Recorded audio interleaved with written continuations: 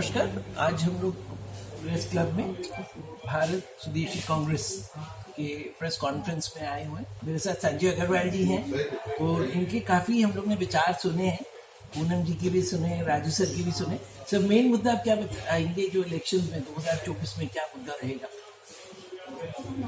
देखिए 2024 का लोकसभा चुनाव भारतीय स्वदेशी कांग्रेस लगभग सभी सीटों पर लड़ने की इच्छुक है और लड़ना चाहती है। हम आप सभी के माध्यम से आमंत्रित करते हैं उन सभी अच्छे व्यक्तित्व के अच्छे लोगों को जो धन के अभाव में या अच्छे काम करना चाहते हैं लेकिन भयभीत होते हैं। जो गुंडागर्दी की राजनीति है देश के अंदर, जो बल पैसे की राजनीति है, उसकी वजह से अच्छे लोग निकल करके जो गुड गवर्नेंस चाहते हैं भारत देश के अंदर निकल कर नहीं आ पाते हैं। उन सभी लोगों को आमंत्रित करते हैं आप सभी के माध्यम से कि भारतीय स्वदेशी कांग्रेस में जुड़ो। भारतीय स्वदेशी कांग्रेस आप लोगों को पूर्ण संरक्षण देगी, सामाजिक, आर्थिक और राजनीतिक आधार देगी। हमारा संकल्प है कि हम रोजगार गारंटी विधेयक लगाएंगे और भारत देश के प्रत्येक गांव के अंतिम व्यक्ति को स्वदेशी स्वराष्ट्र का निर्माण करते हुए आर्थिक दृष्टि से खुशहाल भारत बनाएंगे और घर घर रोजगार, घर घर नौकरी और घर घर व्यापार भारतीय स्वदेशी कांग्रेस कराएगी और सभी को शिक्षा और सभी को स्वास्थ्य। क्योंकि नैतिक दायित्व होता है सरकार का, चूंकि वो टैक्स वसूलती है, एक संकल्प और एक बिल के माध्यम से आप लोगों तक पहुंचाएंगे। रणनीति क्या रहेगी सर आपकी 24 में चुनाव लड़ने की रणनीति क्या रहेगी? रणनीति नहीं, अच्छे लोग आओ, पत्रकार हो, भला काम करना चाहते हो, पैसे नहीं है तुम घर घर जन जन संपर्क करके चुनाव लड़ सकते हो। फंडिंग भी करेंगे, आओ। ना खर्चा है ना पर्चा है। भारतीय स्वदेशी कांग्रेस में स्वदेशी विचारधारा की चर्चा है। लगता है कि चुनाव रोजगार से कारोबार से पैसे कमाओ, रोजगार से कारोबार से पैसे कमाओ, खेती किसानी करके अन्न उपज करके अपना पेट पालो, ना कि भ्रष्टाचारियों से जुड़ करके या गंदे लोग जो भ्रष्टाचार से चुनाव जीतना चाहते हैं उनको वोट दे करके भारत देश का निर्माण कैसे करोगे? ना अपना निर्माण कर पाओगे ना देश का निर्माण होगा। आजकल करोड़ों विचारधारा बदलनी पड़ेगी। चुनाव लड़ने में करोड़ों की खर्च आती है। आप कह रहे हैं करोड़ों का, देखिए अभी 50 लाख रुपए का करीब जो है लोकसभा में बजट है। मैं इसका खिलाफत करता हूं। मेरा ये सिर्फ कहना है कि सिर्फ विजिटिंग कार्ड, पर्चे, स्टिकर, पोस्टर आपका और आपके चुनाव में, अब जैसे उन्होंने कर रखा कि भाई 2 ही गाड़ियां बजेंगी जो लास्ट में, आप बहुत जो नई पार्टियों को लास्ट में देते हैं सिंबल, 10 गाड़ी लगाइए कम से कम।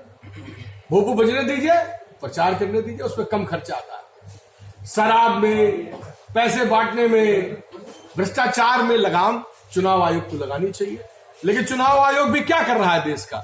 चुनाव आयोग क्या करता है? जब कोई नई पार्टी बनती है तो संकल्प लेता है कि धर्मनिरपेक्ष और पंथनिरपेक्ष पार्टी बनेगी। और अभी तो धर्म पर ही राजनीति हो रही है, पंथों पर राजनीति हो रही है, बंटवारा हो रहा है, घृणा फैल रही है भारत देश के अंदर। भारतीय स्वदेशी कांग्रेस मानवता और इंसानियत चाहती है। आपकी जेबों में पैसे डलवाना चाहती है, आपकी जो टूटी गुल्लकें हैं उनको दोबारा से उनका निर्माण कराना चाहती है।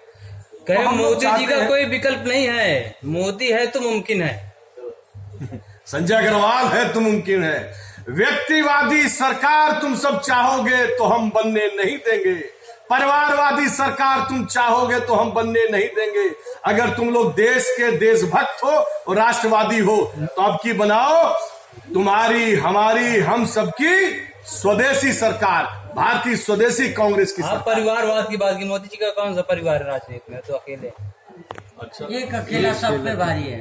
एक आदमी जो है, एक अकेला सब पर भारी। जो अपने परिवार को ना सह सका वो दूसरों का क्या सह पाएगा, है ना? जो तो मेरा सवाल आखिर में, माँ बहनों से चलता है भारत देश। सर मैं आपसे, माँ बहनों से चलता है देश, नहीं चलता। मोदी जी को माँ बहनों से चलता है ना देश, परिवार से चलता है देश। संजय जी, परिवारवाद जो है राजनीति के लिए नहीं चाहिए। परिवार चाहिए एक घर के निर्माण के लिए, एक देश के निर्माण के लिए। पूरा देश ही मोदी जी का परिवार है। एक बार दूसरा मुद्दे करते हैं, फिर मोदी जी पे आते हैं। सर संजय जी, इसीलिए तुमको खाना दे रही है, तुम खुश हो 5 किलो दाल चावल में, खुश रहो। ठीक है, हम तो सबको रोजगार आत्मनिर्भर बनाना चाहते हैं, रोजगार देंगे। मोदी जी को तो 58% युवाओं को रोजगार मिल गया है, 58% युवाओं को रोजगार मिल गया है। मिल गया है, तब फिर पत्रकार क्यों पैसा मांगते हैं? क्यों मांगते हैं बोलो?